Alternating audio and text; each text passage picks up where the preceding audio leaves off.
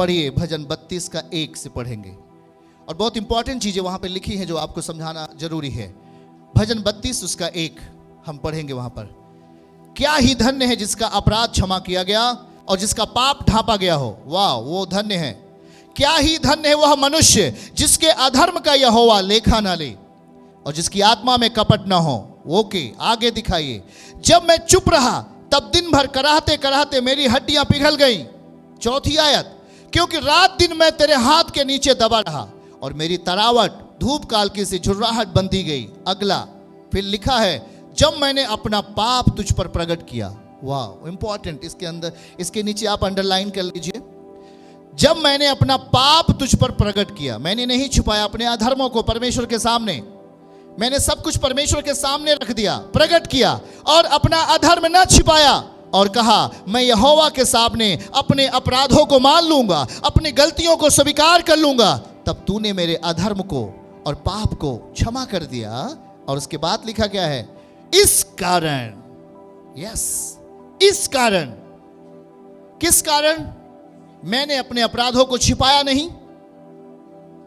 इस कारण मैंने अपने अधर्मों को तेरे सामने प्रकट कर दिया, स्वीकार कर लिया गलतियों को। इस कारण हर एक भक्त तुझसे ऐसे समय में प्रार्थना करे जबकि तू मिल सकता है।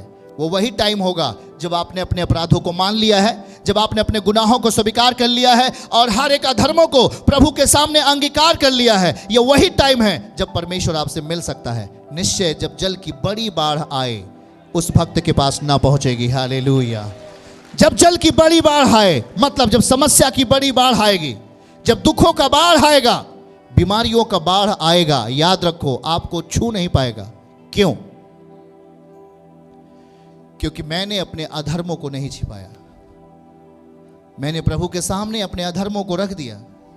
जिस तरह एक बीमार व्यक्ति ने अपने सूखे अंगों को किसके सामने रखा, किसके सामने किया, उसी रीति से आज ये दाऊद कह रहा है कि मैंने अपने अधर्मों को, मैंने अपने पाप को, मैंने अपने गुनाह को परमेश्वर के सामने प्रकट किया।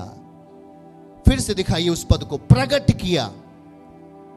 मैंने अपने अधर्मों को, मैंने अपने पापों को, लिखा है जब उसने अपना पाप तुझ पर प्रकट किया।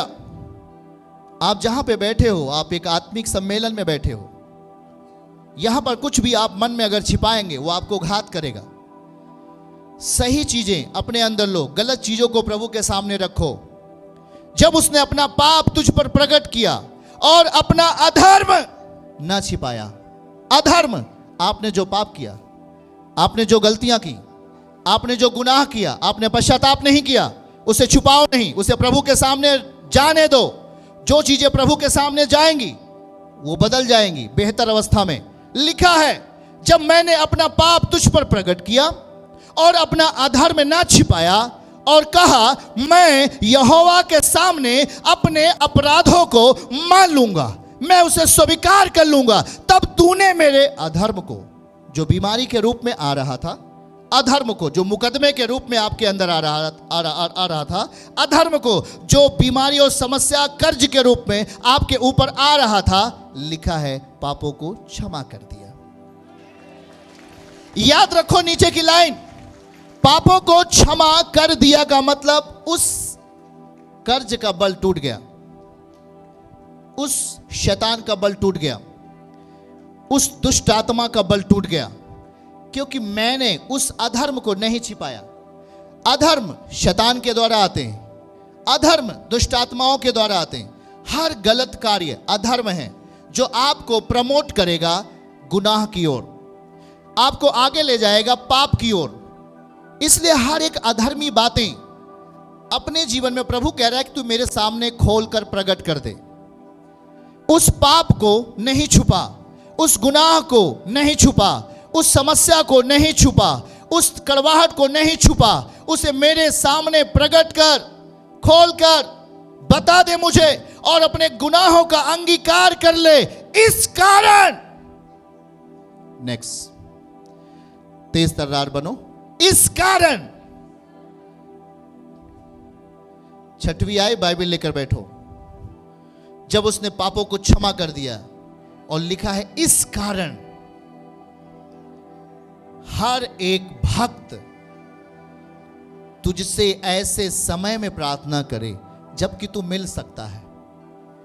अधर्म की अवस्था में वो आपको नहीं मिल पाता, गुनाह की अवस्था में वो आपसे नहीं मिल सकता। आपने अपने पापों को अपने आगे रख दिया है, प्रभु पीछे हो गया।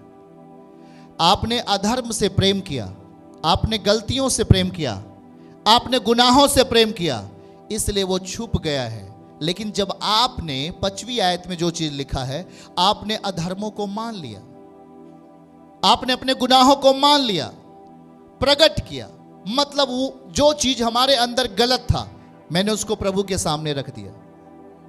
और जो चीज आपके अंदर गलत है उसका अंगीकार करके जब उसे छोड़ करके प्रभु के सामने रख दोगे, इस कारण जब आप प्रार्थना करोगे प्रभु आपसे बात करेगा। और जब बीमारी की बाढ़ आवे, लिखा है वहां पर, जब जल की बाढ़ आवे, अंडरलाइन बाइबल के नीचे, इसका मतलब जब बीमारी की बाढ़ आवेगी तो भी उस भक्त के पास ना पहुंचेगी। बोल यीशु मसीह की, आपके पास नहीं पहुंचेगी। वो जो समस्या की बाढ़ है आपके पास नहीं पहुंचेगी, जो दुष्ट आत्माओं की एक बाढ़ है वो आपके पास नहीं पहुंचेगी, जो कर्ज का मुकदमे का बाढ़ है वो आपके पास नहीं पहुंचेगा। कारण दाऊद ने अपने अधर्म को प्रभु के सामने रखा, अपनी समस्या को प्रभु के सामने रखा। जो अधर्म है वो एक प्रॉब्लम है, जो समस्या है वो जो समस्या है उसे हमें अपने अंदर नहीं रखना। आज इसीलिए जब आप प्रभु के सामने आते हैं तो प्रभु आपके मन को टटोल लेता है, आपके मनों को जांच लेता है, और फिर वो आपके मन के आधार पर आपकी जिंदगी में अपना बल दिखाता है। इसलिए हम अपने मनों को परमेश्वर के मन के जैसा बनाने का अभ्यास करते हैं, और हम प्रार्थना करते हैं, हम उपवास करते हैं, हम परमेश्वर के चलन में आगे बढ़ते हैं। आमीन। इस कारण जब तू प्रार्थना करेगा प्रभु तेरी सुन लेगा। अरे यही तो चाहते हो आप कि प्रभु मेरी प्रार्थना सुने, पर संयोगवश अधर्म बीच में खड़ा हो गया है। आपने जो गुनाह किए, आपने जो पाप किए, आपने माफी नहीं मांगी, आपने उसे छोड़ा नहीं अपनी जिंदगी से, उन चीजों को प्रभु के सामने नहीं रखा। आप उसे आज भी उस अधर्म की अवस्था में आप बरकरार हो। अब जब पाप आपके सम्मुख है तो परमेश्वर आपके सम्मुख नहीं। याद रखो, समझो इसको, अगर पाप आपके सामने है तो परमेश्वर आपके सामने नहीं। इसलिए हमें उन अधर्मों का बल कैसे टूटेगा, उस पाप का बल कैसे टूटेगा, उस बीमारी का बल कैसे टूटेगा, जब हर चीजें प्रभु के सामने जाएंगी। कहेंगे प्रभु मुझे माफ कर दे, जो कुछ भी होवे पर तेरे सिवा मेरा कोई नहीं। हम अपने मनों को उसके लिए तैयार करेंगे और कहेंगे हे पिता, आपके प्रिय पुत्र यीशु के नाम से मैं विनती करता हूं कि आज से हमारी हर चीजें आपके सामने होंगी।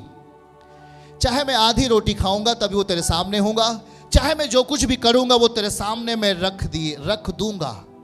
जब आप हर एक रिपोर्ट को प्रभु के सामने रखेंगे तो आपको हर सपोर्ट प्रभु आपको देने वाले हैं, यीशु मसीह के नाम से हालेलुया। चर्च की सभी प्रार्थनाओं को और परमेश्वर के दास के द्वारा टीचिंग सुनने के लिए और अपडेट्स को जानने के लिए हमारे इस चैनल को सब्सक्राइब करें और साथ में बेल आइकन को दबाएं, ताकि जब भी लाइव प्रार्थना हो तो सबसे पहले आप देख सकें।